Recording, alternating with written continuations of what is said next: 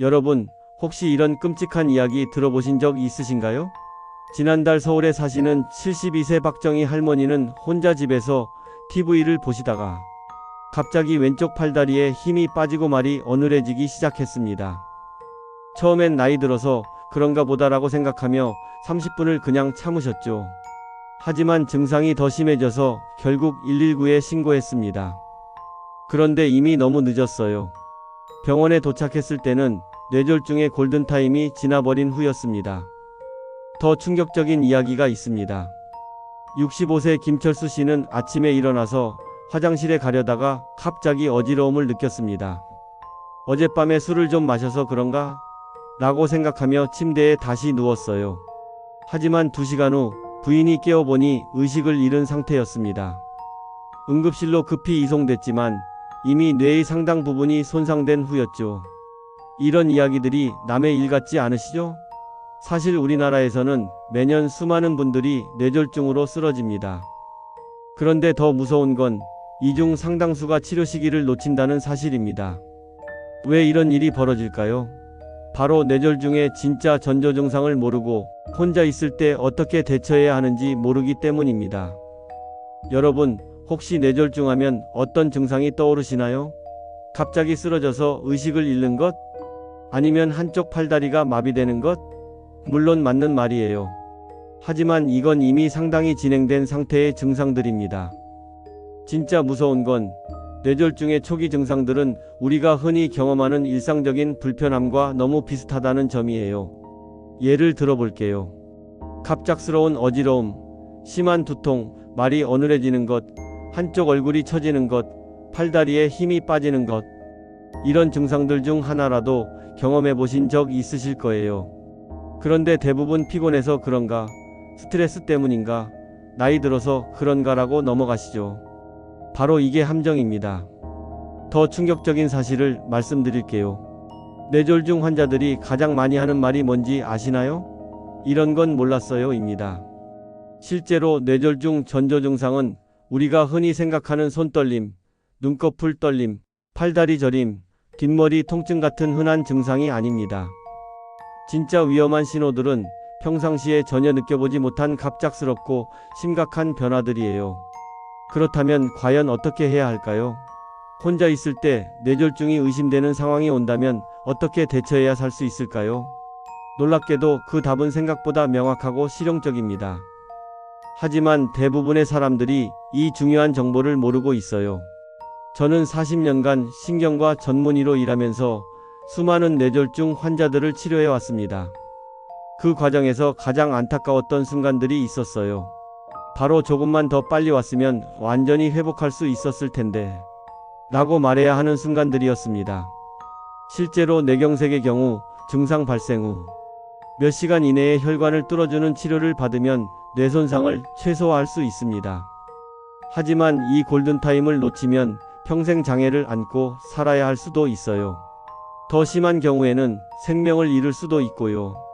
그런데 여기서 정말 중요한 사실 하나를 말씀드릴게요. 뇌졸중 치료에서 골든타임은 단순히 몇 시간이 아닙니다. 증상이 의심되면 1분 1초라도 빨리 치료가 가능한 병원을 찾는 것이 최선입니다. 왜냐하면 뇌세포는 혈액 공급이 중단되면 분 단위로 죽어가기 때문이에요. 생각해보세요. 만약 지금 이 순간 여러분이 혼자 집에 있는데 갑자기 한쪽 팔에 힘이 빠지고 말이 어눌해진다면 어떻게 하시겠어요? 119에 전화하는 것 외에는 속수무책으로 기다리기만 하실 건가요? 아니면 좀 쉬면 나아지겠지라고 생각하며 소중한 골든타임을 놓치실 건가요? 실제로 얼마 전 제가 치료한 69세 이영애 씨의 경우를 말씀드릴게요. 이 씨는 혼자 집에서 설거지를 하시다가 갑자기 오른쪽 팔에 힘이 빠지고 접시를 떨어뜨렸습니다. 처음엔 팔이 저려서 그런가 보다라고 생각하셨어요. 하지만 평소 건강 프로그램을 자주 보셔서 뇌졸중 자가진단법을 알고 계셨거든요. 즉시 자가진단을 해보니 뇌졸중이 의심되어서 바로 119에 신고하셨습니다. 덕분에 골든타임 내에 치료를 받아 완전히 회복하셨어요. 반대로 비슷한 증상을 경험하고도 나이 들어서 그런가 보다라고 생각하며 하루를 보낸 분들은 어떻게 됐을까요? 안타깝게도 상당한 후유증을 안고 살아가시는 경우가 많습니다. 그럼 과연 뇌졸중의 진짜 전조 증상은 무엇일까요? 혼자 있을 때 이런 증상이 나타나면 어떻게 해야 할까요? 그리고 골든타임을 놓치지 않으려면 어떤 준비를 해야 할까요? 오늘 여러분께 들려드릴 이야기는 단순한 의학 정보가 아닙니다. 실제로 생명을 구한 사람들의 생생한 경험담이에요. 이분들이 어떻게 위기 상황을 극복했는지, 어떤 신호를 놓치지 않았는지, 그리고 어떤 행동이 생명을 구했는지 구체적으로 알아보겠습니다. 특히 충격적인 사실 하나를 미리 말씀드리면 뇌졸중에서 가장 중요한 건 병원에 빨리 가는 것만이 아니라는 점이에요. 물론 신속한 치료가 가장 중요하지만 그 전에 집에서 어떻게 대처하느냐가 생존율과 회복 정도를 크게 좌우합니다. 예를 들어볼게요. 여러분은 뇌졸중이 의심될 때 어떤 자세를 취해야 하는지 아시나요? 대부분 편안히 누워있으면 되겠지라고 생각하실 텐데 사실은 그렇지 않아요. 잘못된 자세는 오히려 뇌압을 높여서 상황을 악화시킬 수 있거든요. 또 119에 전화할 때도 단순히 뇌졸중 같아요 라고 말하면 안 됩니다. 구급대원들이 적절한 준비를 할 수 있도록 구체적이고 정확한 정보를 전달해야 해요.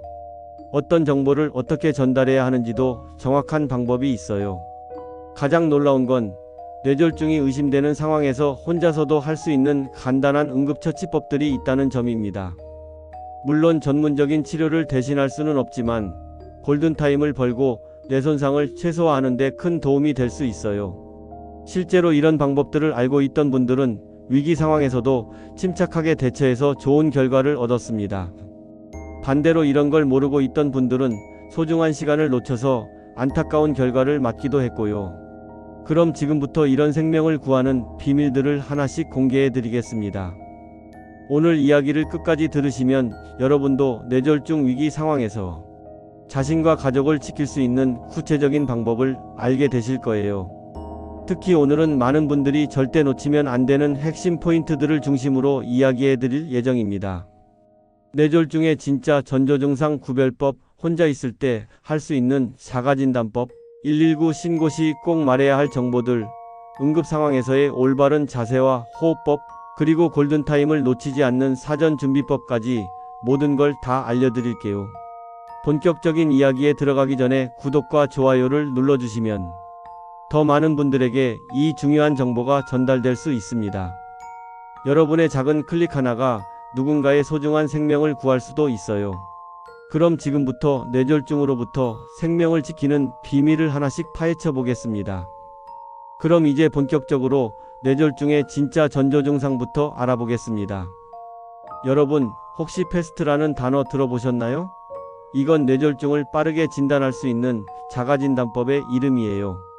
페이스, 암, 스피치, 타임의 첫 글자를 따서 만든 건데 전 세계 의료진들이 사용하는 표준 진단법입니다. 먼저 얼굴 마비 증상부터 살펴볼게요. 거울을 보고 웃어보세요. 만약 한쪽 입꼬리가 처지거나 얼굴이 비대칭으로 보인다면 뇌졸중을 의심해야 합니다. 특히 평상시와 다르게 침이 한쪽으로 흘러내리거나 음식을 씹을 때 한쪽으로만 음식이 쏠린다면 더욱 주의해야 해요. 이런 증상은 뇌의 안면신경을 담당하는 부위에 문제가 생겼다는 신호거든요. 1. 다음은 팔다리 힘 빠짐 증상입니다. 양팔을 앞으로 쭉 뻗고 10초 동안 유지해 보세요. 만약 한쪽 팔이 아래로 떨어지거나 힘이 빠진다면 뇌졸중일 가능성이 높습니다. 다리도 마찬가지예요. 갑자기 한쪽 다리에 힘이 빠져서 절뚝거리게 되거나 균형을 잡기 어려워진다면 즉시 의심해 봐야 합니다. 실제로 많은 뇌졸중 환자들이 갑자기 다리에 힘이 빠져서 주저앉았다고 증언하거든요. 이 언어 장애도 중요한 신호입니다. 나는 괜찮습니다 라는 간단한 문장을 말해보세요. 만약 발음이 어눌해지거나 단어가 생각나지 않는다면 뇌졸중을 의심해야 해요. 특히 평상시에 말을 잘하던 분이 갑자기 그게 뭐지? 라고 더듬거리기 시작한다면 매우 위험한 신호입니다. 이는 뇌의 언어 중추에 문제가 생겼다는 뜻이거든요. 그런데 여기서 정말 중요한 건 이런 증상들이 하나라도 나타나면 절대 좀 쉬면 괜찮아질 거야 라고 생각하면 안 된다는 점이에요. 뇌졸중은 시간이 지날수록 뇌세포가 죽어가는 질환입니다. 골든타임을 놓치면 평생 후유증을 안고 살아야 할 수도 있어요. 3. 실제로 지난해 제가 치료한 71세 김순자 할머니의 경우를 말씀드릴게요. 할머니는 혼자 집에서 뜨개질을 하시다가 갑자기 오른쪽 팔에 힘이 빠지셨어요. 처음엔 팔이 저려서 그런가 보다라고 생각하셨지만 평소 건강 프로그램을 자주 보셔서 패스트 진단법을 알고 계셨거든요. 즉시 자가진단을 해보니 얼굴도 한쪽이 처지고 말도 어눌해지더라고요. 바로 119에 신고해서 골든타임 내에 치료받아 완전히 회복하셨습니다. 그럼 이제 혼자 있을 때 뇌졸중이 의심되면 어떻게 해야 하는지 구체적으로 알아보겠습니다.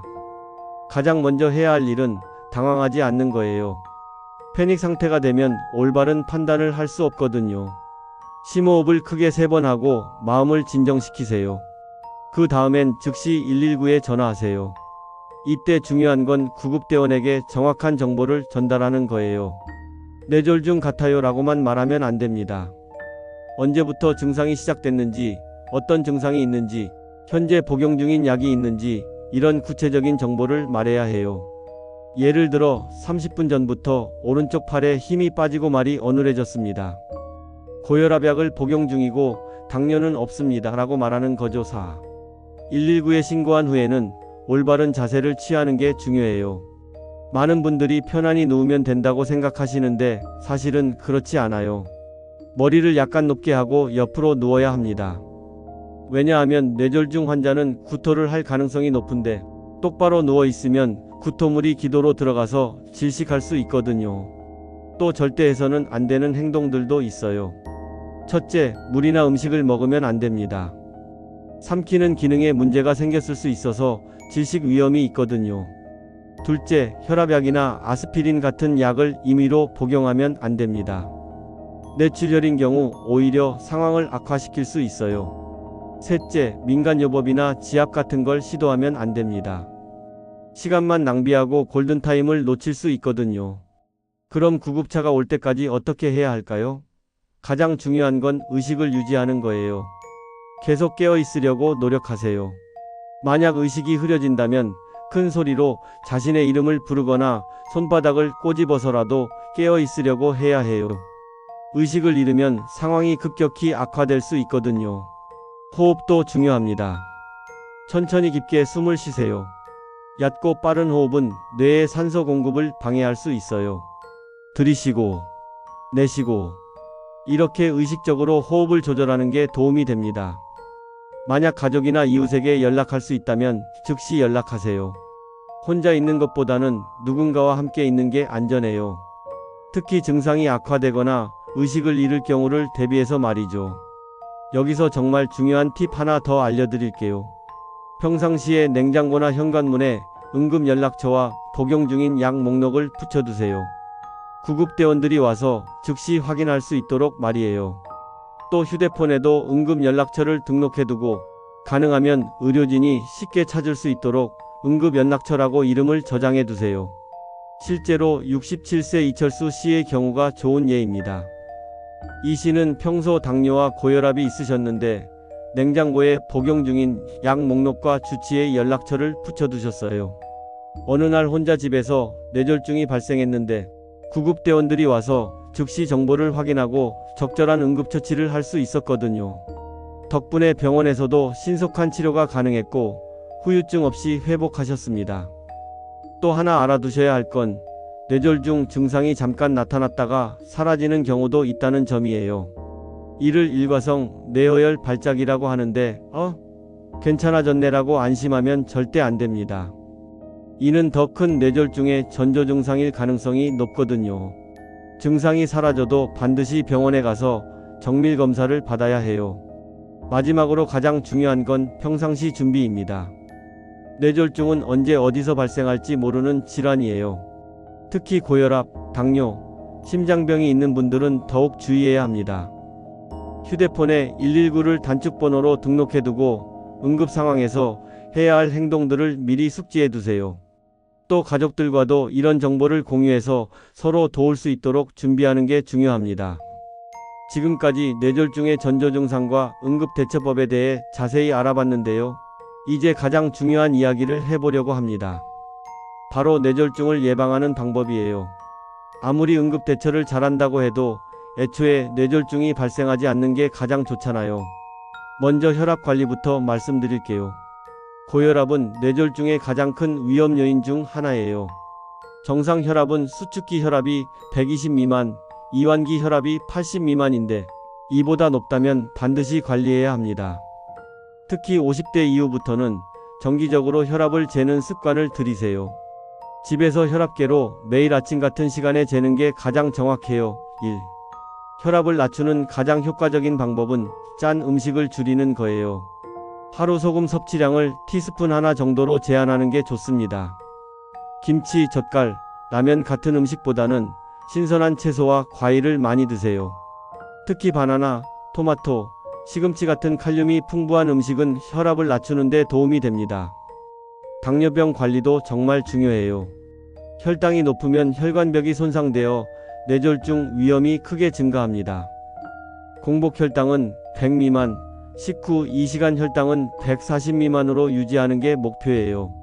단순당이 많은 과자, 음료수, 빵 대신 현미, 잡곡, 통밀빵 같은 복합 탄수화물을 드시고 식사 후엔 가벼운 산책을 하는 습관을 들이세요. 2. 콜레스테롤 관리도 빼놓을 수 없어요. 나쁜 콜레스테롤이라고 불리는 저밀도 지단백질은 130 미만으로, 좋은 콜레스테롤인 고밀도 지단백질은 40 이상으로 유지해야 합니다. 기름진 고기, 튀김, 버터 같은 포화지방은 줄이고 등푸른 생선, 견과류, 올리브오일 같은 불포화지방을 드세요. 운동은 뇌졸중 예방의 핵심입니다. 일주일에 최소 150분, 하루로 치면 30분 정도 중간 강도의 운동을 하는 게 좋아요. 꼭 헬스장에 갈 필요는 없어요. 빠르게 걷기, 계단 오르내리기, 집안일하기도 훌륭한 운동입니다. 특히 60대 이후에는 근력 운동도 함께 하세요. 일주일에 이틀 정도 가벼운 아령이나 밴드 운동을 하면 혈관 건강에 도움이 됩니다. 3. 금연은 선택이 아니라 필수예요. 담배는 혈관을 수축시키고 혈액을 끈적하게 만들어서 뇌졸중 위험을 2배 이상 높입니다. 금연 후 1년만 지나도 뇌졸중 위험이 절반으로 줄어들어요. 금연이 어렵다면 금연 클리닉의 도움을 받으세요. 요즘은 보건소에서 무료로 금연 상담과 치료를 받을 수 있거든요. 음주도 조절해야 해요. 적당한 음주는 괜찮다고 하지만 그 기준이 생각보다 적어요. 남성은 하루 2잔, 여성은 1잔 이하가 적정량입니다. 여기서 한 잔은 맥주 350ml, 소주 1잔, 와인 150ml 정도예요. 이보다 많이 마시면 혈압이 올라가고 부정맥이 생길 수 있어서 뇌졸중 위험이 증가합니다. 스트레스 관리도 정말 중요해요. 만성적인 스트레스는 혈압을 올리고 혈관을 손상시킵니다. 매일 15분 정도 명상이나 심호흡을 하는 시간을 가져보세요. 또 충분한 수면도 필수예요. 하루 7시간에서 8시간 정도 숙면을 취하는 게 혈관 건강에 좋습니다. 4. 정기검진도 빼놓을 수 없어요. 40대부터는 1년에 한 번, 50대부터는 6개월에 한 번씩 건강검진을 받으세요. 특히 혈압, 혈당, 콜레스테롤 수치를 정기적으로 확인하는 게 중요해요. 가족력이 있다면 더 자주 검사받는 게 좋습니다. 약물 복용도 중요한 예방법이에요. 고혈압, 당뇨, 고지혈증 진단을 받았다면 의사가 처방한 약을 꾸준히 복용해야 합니다. 증상이 없어서 괜찮을 것 같다며 임의로 약을 끊으면 안 돼요. 이런 질환들은 조용한 살인자라고 불릴 만큼 증상 없이 진행되거든요. 여기서 정말 중요한 건 이런 예방법들을 하나씩 차근차근 실천하는 거예요. 갑자기 모든 걸 다 바꾸려고 하면 오히려 포기하기 쉬워요. 예를 들어 이번 주에는 금연부터 시작하고 다음 주에는 운동을 추가하고 그 다음 주에는 식단을 개선하는 식으로 단계적으로 접근하세요. 실제로 제가 치료한 64세 박영애 씨의 경우를 말씀드릴게요. 박 씨는 고혈압과 당뇨가 있으셨는데 처음엔 약만 드시고 생활 습관은 전혀 바꾸지 않으셨어요. 그런데 경미한 뇌졸중을 한번 겪은 후 정말 열심히 관리하기 시작하셨거든요. 매일 30분씩 걷기, 짠 음식 줄이기, 금연하기를 차례대로 실천하셨어요. 1년 후 혈압과 혈당이 정상 범위로 돌아왔고 지금까지 3년째 건강하게 지내고 계십니다. 또 하나 강조하고 싶은 건 가족들과 함께 실천하는 거예요. 혼자서 건강한 생활을 유지하기는 쉽지 않아요. 가족 모두가 저염식을 하고 함께 운동하고 금연하면 훨씬 성공하기 쉽습니다. 특히 배우자가 있는 분들은 서로 격려하고 도와주는 게 정말 중요해요. 그리고 절대 늦었다고 생각하지 마세요. 70대, 80대에 시작해도 충분히 효과가 있어요. 실제로 80세에 금연을 시작해서 뇌졸중 위험을 크게 줄인 분들도 많이 봤거든요. 나이가 들수록 더욱 꾸준한 관리가 필요하지만 그만큼 효과도 확실해요. 마지막으로 정말 중요한 메시지를 전하고 싶어요. 뇌졸중은 예방할 수 있는 질환입니다. 오늘 말씀드린 내용들을 실천하면 뇌졸중 위험을 70% 이상 줄일 수 있어요. 하지만 지식만으로는 안 되고 실천이 중요합니다. 오늘부터 당장 시작할 수 있는 것들이 있어요. 집에 있는 혈압계로 혈압을 재보세요. 냉장고에 응급 연락처를 붙여두세요. 가족들과 패스트 자가진단법을 공유해보세요. 이런 작은 실천들이 모여서 여러분과 가족의 생명을 지킬 수 있습니다. 여러분이 오늘 들으신 내용이 도움이 되셨다면 꼭 주변 분들과 공유해주세요. 특히 50대 이후 부모님이나 친척분들께 알려드리면 정말 좋을 것 같아요. 그리고 이 영상이 유익했다면 좋아요 버튼을 눌러주시고 더 많은 건강 정보를 원하신다면 구독도 부탁드려요. 여러분의 작은 관심이 더 많은 사람들에게 생명을 구하는 정보를 전달하는 데 큰 도움이 됩니다. 건강은 하루아침에 만들어지는 게 아니에요. 매일매일의 작은 실천이 쌓여서 만들어지는 거죠. 오늘부터 하나씩 시작해보세요. 여러분의 건강한 내일을 위해 지금 이 순간이 가장 중요한 시작점입니다. 다음에도 더 유익한 건강 정보로 찾아뵙겠습니다. 오늘 하루도 건강하고 행복하세요.